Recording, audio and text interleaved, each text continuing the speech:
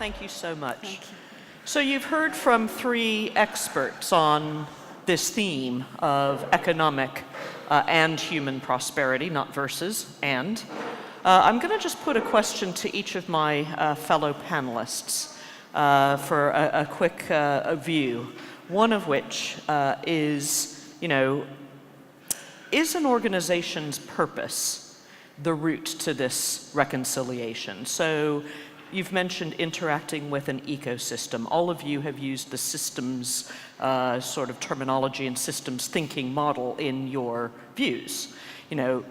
For our audience, if they, like us, are advising or running businesses trying to get human and economic prosperity to have an equal footing rather than one over the other, is the purpose of the organization the route to that? So maybe, Julia, I'll start with you. Well, purpose is, of course, the buzzword, and I get why that is. The graveyard of corporate language is littered, and corporate social responsibility seems to be in there, and purpose has risen. I don't think purpose covers it, because I think purpose is about a linear and a lateral set of mission statements which large workforces can come together under, and there are some interesting case studies around how purpose is being used to transform businesses that are experiencing profound disruption, like the insurance business, for example. But I think I'm much more interested in systemic, management-led, structural changes. And if I could wave a magic wand, we would reform and radically alter HR, which I think as a global function is almost not fit for purpose. And I think that we need to radically reform training, recruitment, and learning and development. And unless we grasp that nettle, purpose is going to join that language graveyard. Great. Do you agree, Nilofer, or do you have another view? I'm going to take it a slightly different way, which is twofold. Let's see if I can hold on to both thoughts in my jet lag mode. The first is your question, which is it about organizational purpose? I don't buy the premise that organizations are the centrifugal organizing force in the future. So if I play it out 20 years from now, is growth going to come from large organizations continue to grow in their hierarchical model, or is growth going to come more from a networked model that would allow the nodes to come together in self-organizing teams with purpose possibly being the aligning glue? I bet that purpose ends up becoming incredibly important as the reason why we come together around an objective, nail that, and go on. So that's one piece. And I think the real question you're asking is, what is it we're going to value? Right? And right now, most organizations are valuing, even I do this thing all the time where I go into teams and I ask, like the CEO will introduce me and say, I'm going to do some introductory comments before you lead a workshop. And he'll say, you'll be so excited. It's almost always a he, I'm sorry to say. You'll be so excited because it's going to be so purpose-driven. And then he'll talk for 20, 30 minutes, 45 minutes.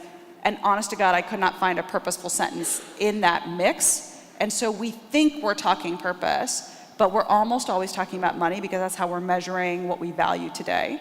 Instead of outcomes and meaning, we're valuing money and metrics, the things we can kind of track. Yeah. And so I think that's an incredibly important thing that we have to really ask ourselves, what is it we're valuing?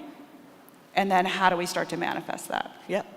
How about you, Nela? What's your view on this reconciliation? Is purpose the root?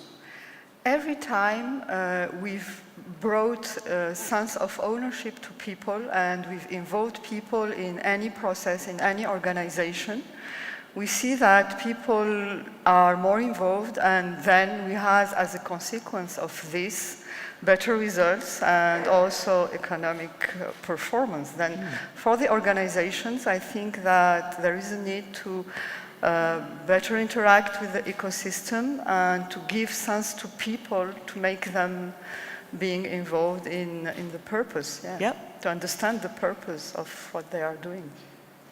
So I'm conscious we've only got a minute or so left, putting each of you on the spot.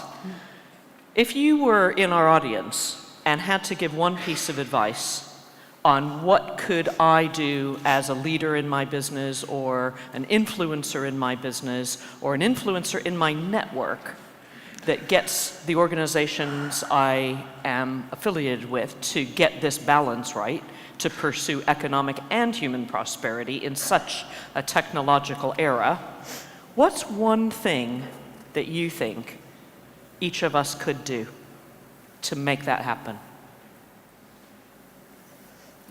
Any of you, Okay. all of you. Any views on one tactic that we could do? Oh, it's like when people say, what are the tips? I think, there isn't a one size fits all. I certainly think that the way we manage not just time, but time frames is pretty critical.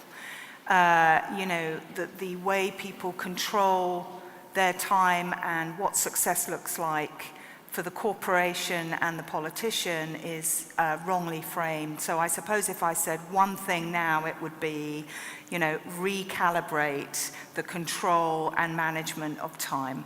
Yep, great. Nice, specific. So I think it goes down to who are we valuing? If we're reconciling the question of human prosperity versus economic prosperity, are we valuing the 1% or the 99%? Are we allowing 99% to contribute to the solutions that we all need? And actually, instead of looking for a group that's credentialed already in such a way that only a very small subset of our overall population is actually able to contribute their ideas to the table, that's the big piece I think we're talking about in terms of a power shift that can unlock this puzzle. Yeah. Any views, Nela? Any advice? Coming from the data and analytics, I would recommend to